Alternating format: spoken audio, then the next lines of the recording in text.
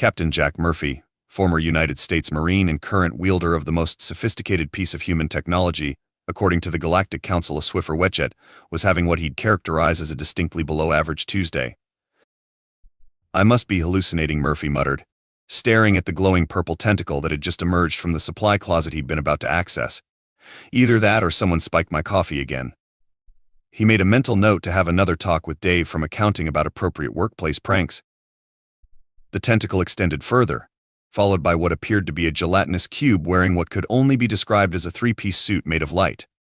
The being pulsed with a soft azure glow as it emerged, trailing smaller geometric shapes that Murphy's brain desperately tried to categorize as either appendages or accessories. "Greetings, Maintenance Overlord of Sector C," the cube burbled in perfect English. "I am Grand Counselor Xylophone of the Galactic Confederation. We have been monitoring your species for some time, and I must say your mastery of chemical warfare is most impressive." Murphy glanced down at the bottle of industrial-strength toilet cleaner in his hand. This is just for the men's room on level 3. Trust me, after Taco Tuesday you need the strong stuff." The cube rippled in what Murphy hoped was appreciation rather than digestive distress. "Ah yes, your legendary biological weapons program. We have intercepted transmissions regarding this Taco Tuesday, most ingenious to disguise it as a cultural celebration." Before Murphy could correct this rather significant misunderstanding, 3 more aliens emerged from the supply closet. One looked like a wind chime made of soap bubbles, another resembled an origami crane folded from Aurora Borealis, and the third was just Dave from accounting. Dave. Murphy squinted. "What are you doing with the alien delegation?" "Oh, they found me first," Dave shrugged. "Thought I was a superior being because I was wearing a tie. I didn't have the heart to correct them." The wind chime alien chimed melodiously. "We have come to formally evaluate Earth's readiness for joining the Galactic Confederation. Our preliminary observations suggest you are a peaceful, if somewhat primitive species, whose most advanced technology appears to be these remarkable chemical dispensing devices." It gestured toward Murphy's cleaning cart with what might have been reverence. Murphy opened his mouth to explain, then closed it again as an idea began to form. He'd spent 15 years in the Marines before a slight misunderstanding involving 3 chickens, a superior officer's convertible, and what he maintained was an entirely reasonable amount of explosives, had led to his current career in custodial arts. Perhaps this was the universe offering him a second chance at diplomacy. "Well," he said carefully, "I suppose I could give you the tour. But first, there are some important cultural protocols we need to observe." He reached into his cart and pulled out a spray bottle of glass cleaner. "This is our traditional greeting ceremony. Please hold still while I demonstrate our people's sacred ritual of streak-free transparency." The aliens watched in fascination as Murphy spritzed the windows with professional efficiency. The cube's voice wavered with emotion. Such precision, such mastery over molecular redistribution. Truly, we had underestimated your species' technological advancement. As Murphy led the delegation down the hallway, explaining the sacred significance of the wet floor sign as a warning totem to ward off evil spirits, or at least lawsuit-happy executives, he couldn't help but smile. Maybe this wouldn't be such a below-average Tuesday after all. That's when the station's CEO rounded the corner, slipped on the freshly mopped floor despite the warning sign, and face planted directly into Grand Counselor Xylophone's gelatinous form. "Ah," Murphy sighed, reaching for his incident report forms. "This is what we in the custodial arts refer to as a diplomatic situation." The next 20 minutes consisted of Murphy trying to explain to the aliens that no, the CEO hadn't just initiated ritual combat by merging his biomass with Grand Counselor Xylophone's, while simultaneously attempting to convince his boss that the gelatinous cube adhered to his face was, in fact, the head of an interstellar delegation and not the result of another failed experiment from the research department. "With all due respect," Sir Murphy said, carefully peeling his supervisor from the counselor's surface, "perhaps we should focus less on quarterly projections and more on the fact that we're making first contact with an advanced alien civilization." "Advanced is a relative term," burbled Xylophone, still trying to maintain his cubic shape despite having a distinct CEO-shaped impression in one side. "We've observed your species' remarkable dedication to developing cleaning solutions while completely ignoring trivial matters like faster-than-light travel."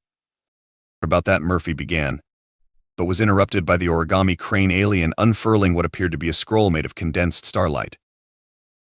According to Galactic Protocol 7249b, subsection Gamma, the crane announced in a voice like wind through crystal, When a species demonstrates mastery over molecular manipulation but lacks basic spacefaring capabilities, it is our duty to facilitate their development through peaceful annexation.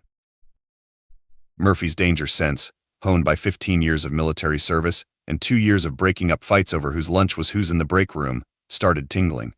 Peaceful what now? Annexation, the Crane repeated cheerfully. Don't worry, we have all the necessary forms in quintuplicate. We just need you to sign here, here, and...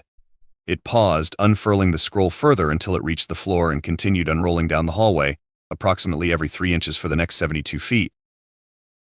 Murphy did what any reasonable person would do when presented with excessive paperwork. He took a long drink from his coffee mug.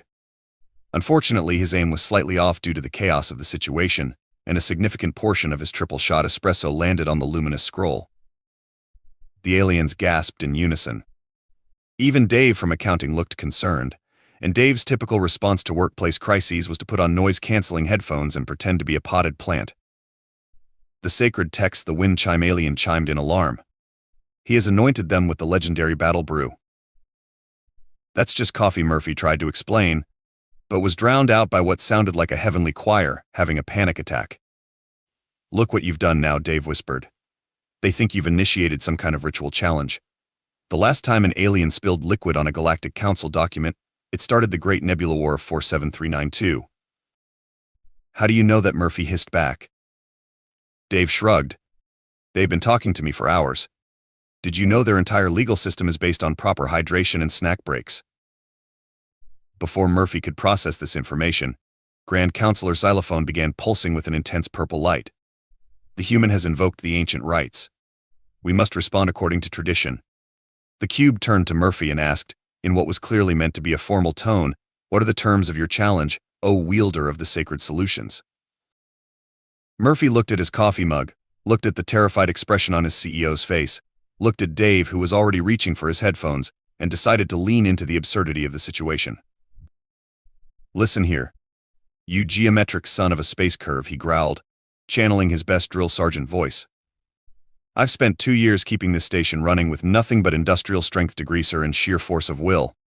If you think you can come in here with your fancy light-based bureaucracy and take over my turf, you've got another thing coming. The aliens huddled together, whispering frantically. Murphy caught phrases like ancient warrior dialect and clearly a master of tactical profanity. The CEO, who had finally regained his composure, tugged on Murphy's sleeve. Captain, what exactly are you doing? Buying us time, Murphy muttered back. And possibly getting myself promoted. I've always wanted my own office. The alien delegation finally broke their huddle. Grand Counselor Xylophone floated forward, somehow managing to look both intimidated and impressed. We were not prepared for such intensity. Clearly, we must reassess our understanding of human capabilities. Perhaps a temporary diplomatic retreat would be in order.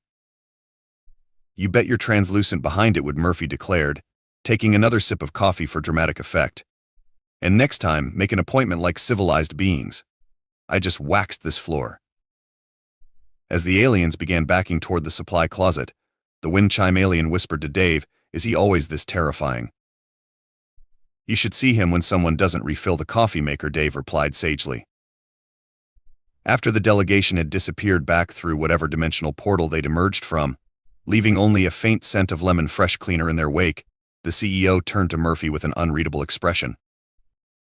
Captain, he said slowly, I believe we need to discuss your new position as our Chief of Interstellar Relations. Murphy grinned. Does this mean I get a better mop? Murphy's new office came with 3 important upgrades: a desk that wasn't also a cleaning cart, a nameplate that read Chief of Interstellar Relations and Janitorial Services, and most importantly, a coffee maker that hadn't been colonized by mysterious breakroom fungi. He was just enjoying his first officially sanctioned coffee break when a familiar purple glow began emanating from his supply closet. Right on schedule, he muttered, checking his watch. And here I thought aliens might understand the concept of lunch hour. The door swung open to reveal not the entire delegation, but a single alien who appeared to be made entirely of hovering spreadsheets and disapproving post-it notes. Captain Murphy, the being said in a voice that somehow managed to sound like a passive-aggressive email being read aloud. I am Ambassador Zex, Chief Bureaucratic Interpreter for the Galactic Council. I've been assigned to understand your species better. Murphy leaned back in his chair, propping his feet on his desk because he'd waited 2 years to be able to do exactly that. Let me guess they sent you to figure out if I'm actually a powerful warrior diplomat, or just a guy who's really good with a mop. Your insight is disturbing, Zix rustled. Our preliminary research has revealed some concerning information about your species. For instance, we discovered something called Wikipedia. Oh boy, Murphy sighed. According to this repository of knowledge, your species has engaged in something called warfare multiple times, with increasingly creative methods of causing chaos. Look, Murphy started, but Zix was on a roll, papers fluttering in agitation. You have entire categories of activities labeled as war crimes, things that are apparently so excessive that even in the midst of organized violence, you had to stop and say, wait, that's too much violence. To be fair, your species invented something called taxes, and then invented multiple ways to avoid paying them. Now that's just... You created artificial intelligence and immediately started teaching it to make memes. Murphy took a long sip of coffee. Would it help if I explained that we're not actually as organized as we seem? Most of that was just humans being humans. That's exactly what concerns us, as X's papers were now swirling in what Murphy recognized as the universal bureaucratic sign of distress. We originally assumed you were a peaceful species because you seemed focused entirely on developing cleaning products and competitive food consumption contests, but now we realize you just do these things for fun, while also maintaining the capability to split atoms. If it makes you feel any better, Dave said, somehow having appeared in Murphy's office without either of them noticing, most of us are too busy arguing about pizza toppings to cause any real galactic chaos. Dave, Murphy sighed. How do you keep getting involved in these diplomatic situations? I brought donuts, Dave replied, holding up a box. Aliens love donuts. Something about the geometric perfection speaking to their souls. Ambassador Zix's papers stopped swirling momentarily. Are these the legendary circular sustenance units we've heard about? The ones with the tactically advantageous hole in the center? They're just donuts, Murphy started to say, but Dave was already offering the box to the ambassador with the air of someone who knew exactly what he was doing. Zix cautiously extended what might have been an appendage and selected a glazed donut. The moment it touched the pastry, all its papers turned pink and began emitting a soft humming sound. This is remarkable, Zix vibrated. The combination of sugar, fat, and complete nutritional irrelevance. It's exactly the kind of thing that makes your species so terrifying. You created this not for war, not for survival, but simply because you could. Wait until you hear about deep-fried butter, Dave commented. Murphy shot him a look. Not helping, Dave. But Zix was already pulling out more papers, pink ones this time. I need to report this to the council immediately. A species that can create something this simultaneously pointless and perfect. The implications are staggering. It's just a donut, Murphy tried again, but he could tell from the growing stack of forms materializing around Zix that this was going to be another long day in interstellar relations. Captain Murphy, Zix said formally, I believe we need to schedule an emergency meeting with the full council. There are concerns about your species that need to be addressed. Such as? Well, for one, we've discovered your entertainment broadcasts. Tell me, these action movies, are they historical documents? Murphy glanced at his coffee maker, wondering if it was too early to add something stronger. That's a complicated question. And these energy drinks you consume, are they truly just beverages? Or are they actually combat enhancement potions? Dave, helpful as ever, chimed in. Wait until they hear about Monster Energy's lawyer team. Murphy reached for his incident report forms, then paused and grabbed the bottle of aspirin from his desk drawer instead. Something told him this was going to require the industrial strength stuff, both the painkillers and his diplomatic skills. Ambassador, he said carefully, maybe we should start with something simpler. Have you heard about our concept of weekend brunches? The alien's papers ruffled in confusion. Is that some sort of tactical gathering? Oh boy, Dave whispered, already reaching for more donuts. This is going to be good. The emergency council meeting was going about as well as Murphy expected, which is to say it was a complete disaster. The entire Galactic Council had crammed themselves into the station's largest conference room, which wasn't designed to accommodate beings made of pure energy or geometric shapes that casually ignored the laws of physics.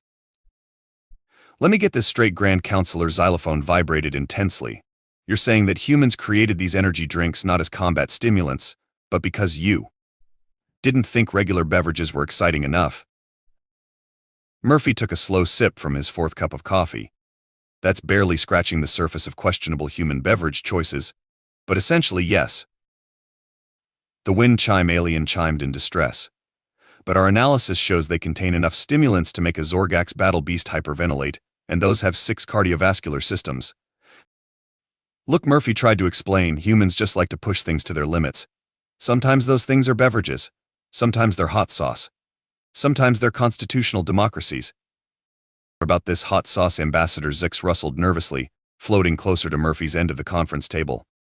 Our chemical analysis of the substances in your break room indicates they contain capsaicin levels that violate several interstellar weapons treaties. Dave, who had somehow been appointed as Assistant Chief of Interstellar Relations and Vending Machine Services, helpfully placed a bottle of extra hot sauce on the table. This one makes you sign a waiver before eating it. The entire council recoiled in horror. The origami crane alien actually unfolded itself in shock before hastily reforming into something that looked more like a distressed paper airplane. Captain Murphy's xylophone said gravely, "We cannot allow these chemical weapons to remain in unsecured locations. The hot sauce must be contained." Murphy's danger sense started tingling again. Now hold on a minute. But it was too late. The council had already enacted emergency protocols. A team of aliens that looked like floating hazmat symbols materialized and began advancing toward the break room. "Oh hell no," Murphy growled, channeling every ounce of his Marine training. "Nobody touches my hot sauce collection. I had to special order that ghost pepper blend from Tennessee." "This is for the safety of the galaxy," Zix insisted, papers whirling in bureaucratic determination. Dave Murphy said calmly, "Initiate Protocol Taco Tuesday." Dave's eyes widened. "But sir, it's only Thursday." Did I stutter? Dave snapped a salute that would have made Murphy's old drill sergeant proud and sprinted from the room. Moments later, the station's intercom crackled to life. "Attention all personnel, emergency Taco Tuesday protocols are now in effect. This is not a drill. Repeat, this is not a drill." The response was immediate and overwhelming. Every human on the station emerged from their offices, clutching their personal hot sauce collections protectively. The research department rolled out what they swore was just a really big salsa dispenser, but looked suspiciously like a repurposed missile launcher. The accounting department formed a defensive perimeter around the break room, armed with plastic sporks and righteous indignation. "What is happening?" Xylophone pulsed in alarm. "This," Murphy declared, standing to his full height, "is humanity defending its constitutional right to voluntarily cause ourselves gastrointestinal distress. You want our hot sauce? You'll have to pry it from our burning, capsaicin-stained hands." The hazmat aliens paused, their symbols flickering uncertainly. One of them approached Xylophone and transmitted something that sounded like a dial-up modem having an anxiety attack. "What do you mean the humans have weaponized their digestive systems?" Xylophone demanded. "That's not possible." "Oh, it's worse than that," Dave said, returning with an armful of emergency taco supplies. "Wait until you see what happens when we combine energy drinks with extra spicy burritos. We call it the Thunderdome Special." Ambassador Zix's papers began turning various shades of alarmed. But that violates at least 15 laws of biochemistry." "Welcome to Earth," Murphy grinned, "where we treat the laws of nature more like strong suggestions." The council huddled together, having what appeared to be an intense discussion in a language that sounded like a keyboard smashing contest.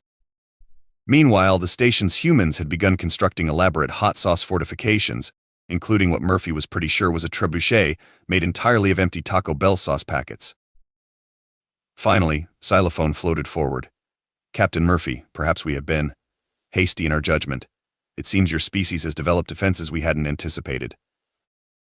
"You mean common sense and self-preservation instincts?" "Nah, we threw those out years ago. What we have is spite and creativity."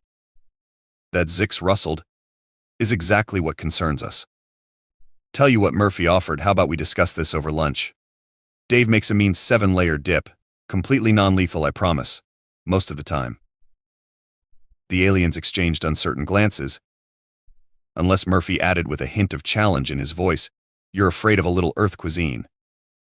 There was a moment of tense silence, broken only by the sound of someone in accounting quietly chanting, "One of us. One of us." "Very well," Xylophone conceded. "We accept your cultural exchange proposal. but we require all participants to sign liability waivers in triplicate. Already got them right here, Dave announced, producing a stack of forms. I took the liberty of adding a section about potential interdimensional side effects, just in case. Murphy watched as the council began carefully reviewing the paperwork, each member's natural glow dimming slightly as they read the fine print about possible spontaneous quantum flavor fluctuations. Dave, he whispered, remind me to put you in for a raise. Can I get paid in hot sauce? Don't push it. The cultural exchange lunch was going surprisingly well, if you didn't count the 3 minor dimensional rifts caused by someone combining monster energy with Dave's 7-layer dip. Murphy had just started to think they might actually achieve some real diplomatic progress when Ambassador Zix made a discovery that changed everything. Captain Murphy Zix's papers rustled with barely contained panic. We need to discuss something our research team just uncovered in your entertainment archives. Murphy looked up from his taco. Please tell me you didn't find TikTok. Worse. We found something called Die Hard. The entire council fell silent. Even Dave stopped trying to explain the concept of being dipped to a being made of pure quantum uncertainty. Murphy said carefully. I can explain that. Can you? Xylophone pulsed skeptically. Because according to our analysis, this appears to be a historical document detailing a single human successful combat operation against multiple adversaries, conducted primarily through the use of air ventilation systems and creative profanity. It's not exactly. And then the origami crane alien unfolded agitatedly. We found the sequels. Murphy pinched the bridge of his nose. Okay, look. Your species has documented countless such incidents. Zix's papers were now cycling through various warning colors. We found records of humans battling giant robots, alien invasions, supernatural entities, and in one particularly disturbing case, sentient weather patterns. Those are movies, Murphy tried to explain. They're not real. They're just stories we tell for entertainment. The council stared at him in horror. You mean? Xylophone vibrated slowly. You create these scenarios. For fun? Well, yeah. Humans like to imagine. You spend vast resources constructing elaborate simulations of impossible scenarios just to amuse yourselves. When you put it that way. And these simulations frequently involve a single human defeating overwhelming odds through a combination of determination, improvised weapons, and what appears to be a complete disregard for the laws of physics. Murphy considered his next words carefully. Would it help if I told you we also make movies about talking animals and romantic comedies? You mean you've developed technology to communicate with other Earth species? The wind chime alien chimed in alarm. No, that's not. And you document your courtship rituals. Dave, who had been unusually quiet, suddenly spoke up. Wait until they find out about professional wrestling. Murphy shot him a look that promised revenge in the form of future vending machine duties. Not helping Dave. But it was too late. The council was already accessing Earth's entertainment databases, their collective glow brightening with each new discovery. These superhero chronicles. Zix rustled intensely.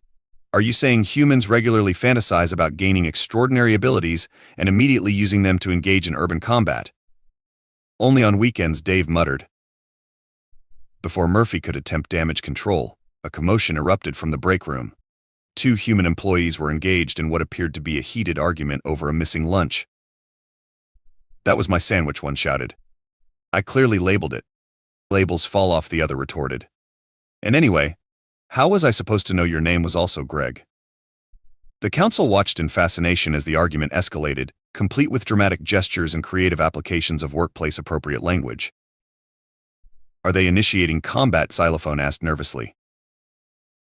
Nah, this is just Tuesday, Murphy sighed. Well, Thursday technically, but we're operating on Taco Tuesday protocols, so. Attention all personnel, the station's AI announced suddenly, its voice eerily calm. Break room incident level has reached DEFCON sandwich. Initiating standard containment procedures. The council watched in horror as a series of automated systems activated. Coffee makers locked down. Vending machines engaged their safety protocols. A blast shield descended over the microwave. What kind of warfare requires such elaborate containment? The origami crane alien asked, now shaped like an anxious paperclip. It's not warfare, Murphy tried to explain. It's just office politics. You have weaponized politics as well. Zix's papers began filing themselves in terror. No, it's more like, look, humans just get a bit passionate about their lunch breaks. This level of passion is typically reserved for interstellar conflicts, Xylophone protested. You should see them during fantasy football season, Dave added helpfully. Murphy was about to suggest a strategic retreat when Greg, or possibly the other Greg, knocked over someone's carefully hoarded energy drink stash. The resulting crash echoed through the station like the opening salvos of a revolution. Battle beverages have been deployed, the origami crane shrieked, transforming into what appeared to be an origami white flag. Emergency Council session, Xylophone announced. We must reassess everything we thought we knew about human civilization. As the council rapidly evacuated the break room, Murphy turned to Dave. You know what the worst part is? That we'll have to fill out incident reports and triplicate. No. That was actually my sandwich they were fighting over. Dave nodded sagely. I know, I ate it. The emergency council session had been running for 6 hours, during which Murphy had consumed enough coffee to make a quantum physicist question the laws of fluid dynamics.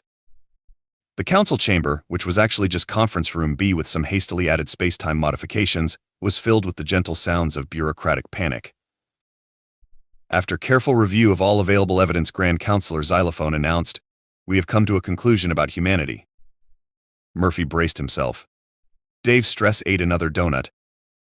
Your species, Xylophone continued, is clearly far too dangerous to be left unsupervised, but also far too chaotic to be safely conquered. That's fair, Murphy admitted. You invent terrifying chemical compounds for entertainment. Ambassador Zix's papers rustled accusingly. You simulate impossible scenarios for fun. You turn everything, literally everything, into a competition. One of your humans just tried to explain something called a hot dog eating contest to me and I had to reboot 3 times. Sorry about that, Dave said, not looking sorry at all. But in my defense, you asked about Earth sports. The point is, Xylophone pulsed, we have decided to classify Earth as a protected system. Murphy blinked. Protected from what? Not protected from anything, the wind chime alien chimed nervously. Protected for something. Specifically, to protect the rest of the galaxy from you. That seems a bit extreme. You invented a beverage that can dissolve metal, Zix interrupted, and then you named it Coca-Cola and made it your planet's most popular drink. Well, when you put it that way. Therefore, Xylophone continued formally, Earth is hereby designated as Containment Zone Alpha. Approach at own risk. We'll be establishing a safety perimeter around your solar system. For the galaxy's protection. And our protection, the origami crane added, still maintaining its paperclip shape from earlier. Mostly our protection. Murphy considered this. So, what you're saying is, humanity is basically being grounded on a galactic scale. Precisely, Xylophone brightened. You understand the concept perfectly. And this means you'll be left alone to continue your activities. Zix rustled, somehow making it sound like humanity's entire existence was one long workplace safety violation. We'll maintain minimal diplomatic contact, primarily through your office. My office, Murphy's danger sense started tingling again. Yes, congratulations, Captain Murphy.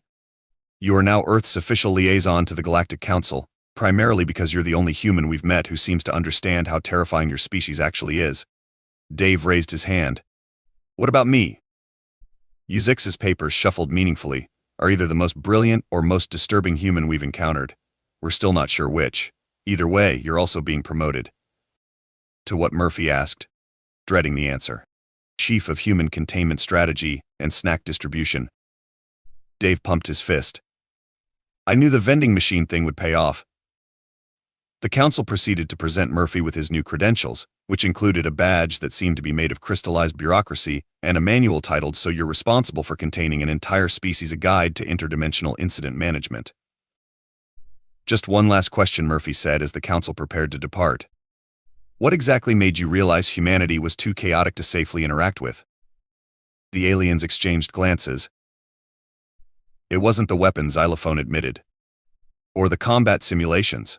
Or even your terrifying ability to turn anything into a competition. It was the hot sauce, the wind chime alien chimed solemnly. The hot sauce, Murphy repeated. You are the only known species in the galaxy that deliberately developed substances that cause pain. For pleasure, Zix explained. And then you started ranking them by how much they hurt. When you put it that way. You created the Scoville scale. The origami crane rustled accusingly. You quantified pain as a recreational metric. Yeah, that tracks. Dave nodded.